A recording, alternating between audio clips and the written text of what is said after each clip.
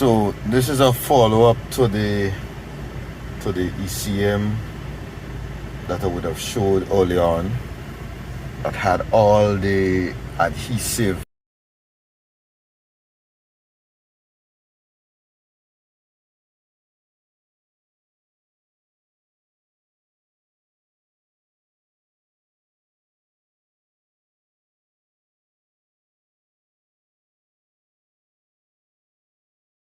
sort of stuff put on it.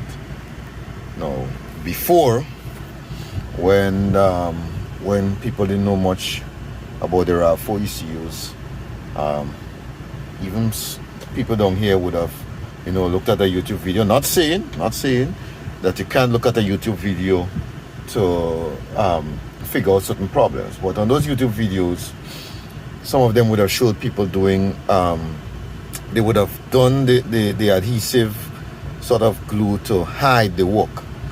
So it will make you think, okay, whatever they did was something big under that. All they did was just solder some resistors. Like I'm telling you straight, most technicians, when you go to with that RAV4 ECU, with that part number here, so you see this one here, sorry, see this one here was repaired. That would have been in the UK. So they would have soldered some resistors and tried to hide the work by putting the adhesive on top of it and send it back out to you. Now I can assure you that that is just a band-aid on a gaping wound. That doesn't fix your issue. So this one here, the vehicle would have been repaired or whatever from England. They would have sent it down, customer driving the vehicle, happy, and then boom, the problem would have returned. So my issue with that adhesive is that after you put that adhesive on the ECU, when you're actually trying to do the work, or when you're actually doing the work to fix the problem, the adhesive pulls the components off the board, because those components stay on the board with surface tension. Those of you who know about soldering, you will know that surface tension, even if you're working on the top of the board and the board is hot, where you can remove a device, remove SMD component on top of the board, below the board, even if the solder is hot enough, that those components below the board will not fall off because of surface tension. But when you try to do the work with the adhesive on it, it pulls the components from off the board. So the job came, I think it was from a guy in Tempe. I think they call him Rusty, but he would have brought it to somebody else, and I got the job to do the repair on the ECU. So let me show you here now. When you read forward code now,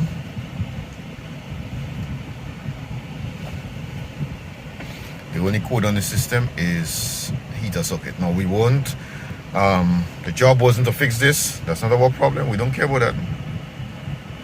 We're here to fix the shifting issue. So now when you go to the data stream, you're reading your data stream,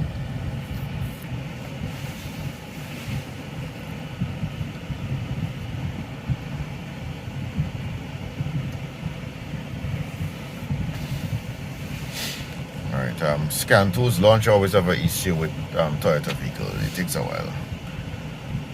So let's do a search for data pads here, and we do shift. So now if this is repaired properly, when you put the vehicle in drive, you're going to see either 1 or 2. If you see 2 or 3, it's not repaired properly. But if you see 1, it's repaired properly. So we have shift, and I need to show you also, let me see if I can pull up that data pad. We need to show you also the drive, so you can see what gear I'm in, what I'm actually selecting. Where is it?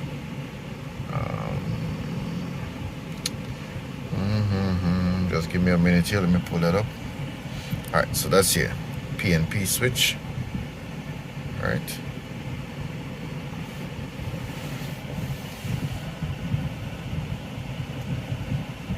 So right now we're in park. So if I put it in reverse, it's supposed to stay at 1. If I put it in drive, it may temporarily go to 2 and then it's going to switch back to 1.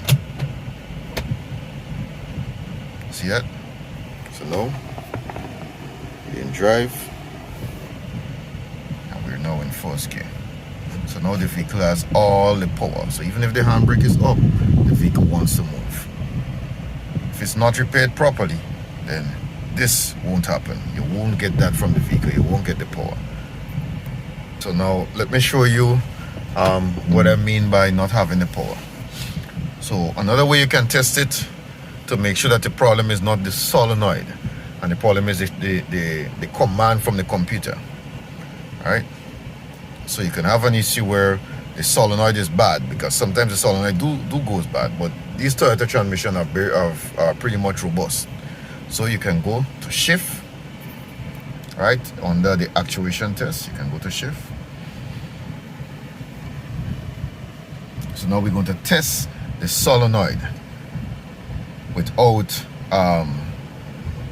doing anything with the computer. So if you were to do this for the first time, this is what you do. So you go to your monitoring data and you go to your shift status. So we go to shift, hit OK.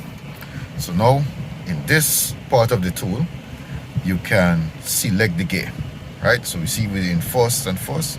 So now if I select second gear, it's going to go to second, put it in drive, and you try to accelerate and the power isn't there from the vehicle. Put it in third gear and now you can rev. Hope you can hear that, but there's no power from the vehicle. And then you can select first gear and then you can test it to make sure that everything is there. Alright.